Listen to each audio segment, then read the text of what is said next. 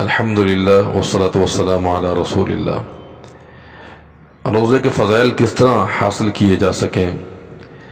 اس سوال کا جواب یہ ہے کہ قرآن مجید میں اللہ تعالیٰ کے ارشاد ہے لَقَدْ كَانَ لَكُمْ فِي رَسُولِ اللَّهِ أُسْوَةٌ حَسَنَةٌ، کہ تمہارے لیے ہر معاملے میں بہترین نمونہ رسول اللہ صلی اللہ علیہ وسلم کی ذات اقدسہ ہیں۔ لہذا ہم روزے کی حالت میں انہی امور پر توجہ دیں کہ جو رسول اللہ صلی اللہ علیہ وسلم کے اسوہ حسنہ سے ثابت ہیں۔ ان امور میں کثرت ذکر ہے،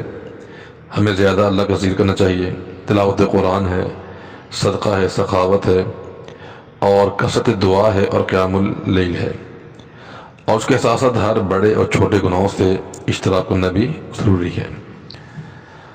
اب رمضان کے مہینے میں کثرت تلاوت قرآن کریم یہ بہت ضروری ہے رمضان کے فضائل کو پانے کے لیے، چونکہ یہ بات معلوم ہے کہ قرآن مجید کا نزول ماہ رمضان کے اندر ہوا، جیسے کہ اللہ کا ارشاد ہے کہ شہر رمضان الذی انزل فی القرآن، اور رمضان کی جو مبارک رات ہے لیلۃ القدر، اس رات اس کا نزول ہوا۔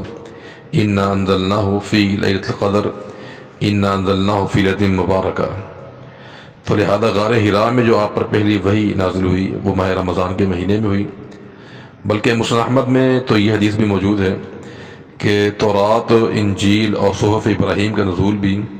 اسی ماہ مقدس میں ہوا ہے۔ اس سے معلوم ہوتا ہے کہ ماہ رمضان کا قرآن کریم کے ساتھ بڑا گہرا تعلق ہے۔ اللہ تعالیٰ نے قرآن کریم کے نزول کے لیے 12 مہینوں میں ماہ رمضان ہی کا انتخاب کیا ہے، جس سے مطلب یہی ہے کہ قرآن کا رمضان سے بڑا گہرا تعلق ہے۔ اسی لیے رسول اللہ صلی اللہ علیہ وسلم بھی رمضان کے مہینے میں جبریل کے ساتھ دور کیا کرتے قرآن کریم کا، اور جس طرح اللہ کے پیغمبر آپ کی وفات ہوئی اس سال آپ نے 2 دفعہ دور کیا، اور ابن عباس کی روایت میں کہ وہ دور رات کو ہوا کرتا تھا۔ اور اللہ کے پیغمبر کی حدیث سے یہ بات ثابت ہے کہ قرآن مجید کا رمضان سے بڑا گہرا تعلق ہے،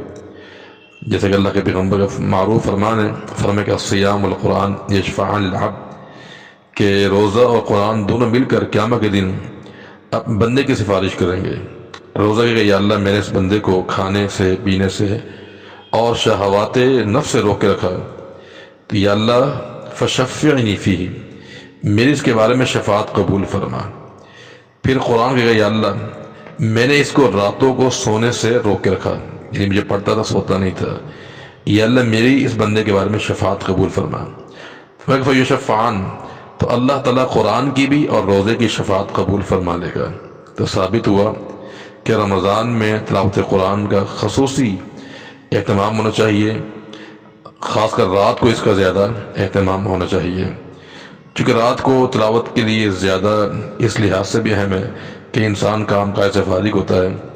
اور دل غور و فکر کے لیے اور تدبر کے لیے بڑا آسان ہوتا ہے۔ تو لہٰذا رمضان کی راتوں میں لمبا قیام کرنا چاہیے۔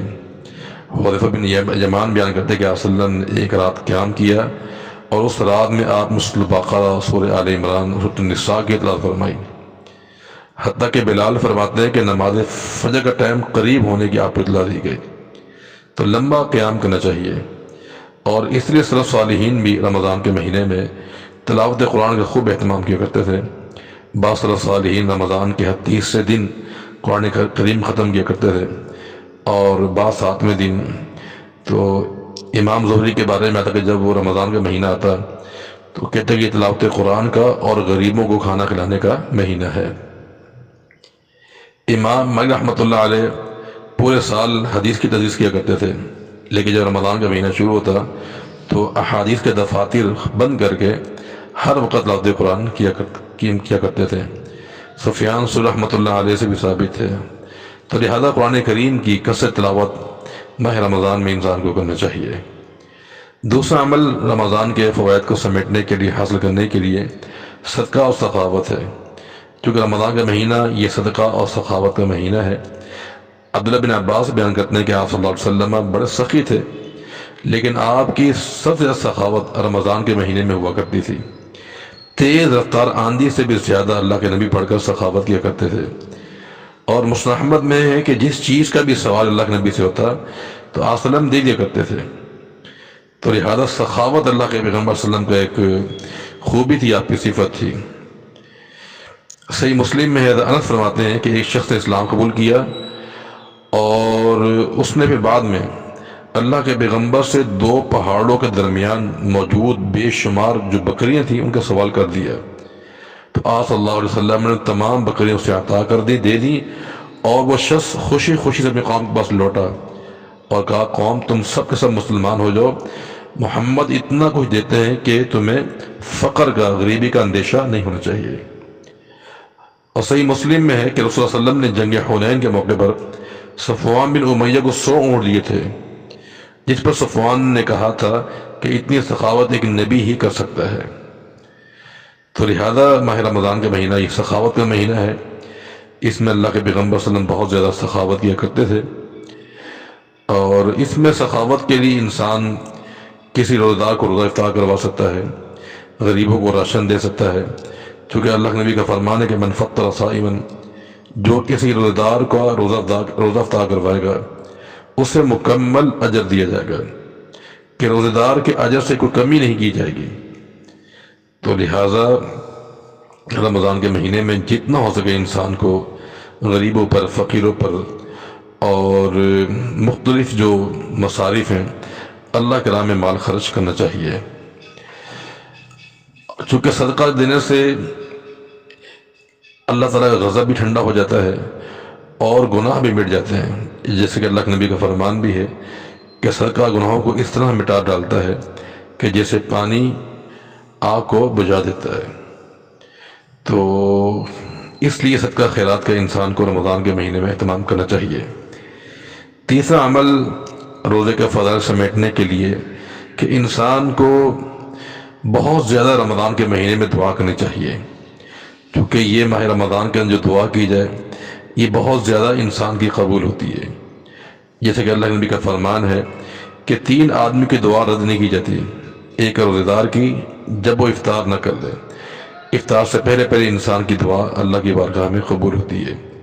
تو لہذا چن کے انسان کو اللہ تعالیٰ کی بارگاہ میں دعا کرنی چاہیے۔ قرآن مجید میں اللہ تعالیٰ کا ارشاد بھی ہے کہ وَإِذَا سَأَلَكَ عِبَادِي عَنِّي فَإِنِّي قَرِيبٌ أُجِيبُ دَعْوَةَ الدَّاعِ إِذَا دَعَانِ فَلْيَسْتَجِيبُوا لِي وَلْيُؤْمِنُوا بِي لَعَلَّهُمْ يَرْشُدُونَ۔ یہ آیت جو ہے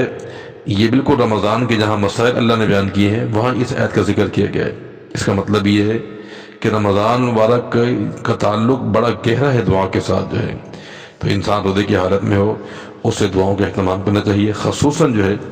افطار کے وقت انسان جو دعا بھی اللہ کی بارگاہ میں کرتا ہے اس کی دعا اللہ العالمین کی بارگاہ میں قبول ہوتی ہے، لیکن شرط یہ کہ انسان کو دعا کرتے ہوئے دعا کے جو آداب ہیں وہ ملحوظ خاطر رکھے۔ انسان جب دعا کرے اس کا ظاہری باطنی بالکل صاف ہونا چاہیے، قبلہ رخ ہو کے دعا کرے، حضور قلب سے توجہ سے انسان دعا کرے، اور ایسے اوقات میں دعا کرے جس میں قبولیت زیادہ ہوتی ہے۔ دعا کے شروع میں اللہ کی حمد و ثنا بیان کرے اور آپ صلی اللہ علیہ وسلم پہ درود شریف پڑھے، اس کو مسنون دعائیں کرنی چاہیے، رزق حلال کے انسان کو اہتمام کرنا چاہیے، اور دعا کی قبولیت میں جلد بازی انسان نہ کرے، اور اللہ کی ذات پہ پورا توکل و بھروسہ ہونا چاہیے کہ میری دعا قبول ہوگی۔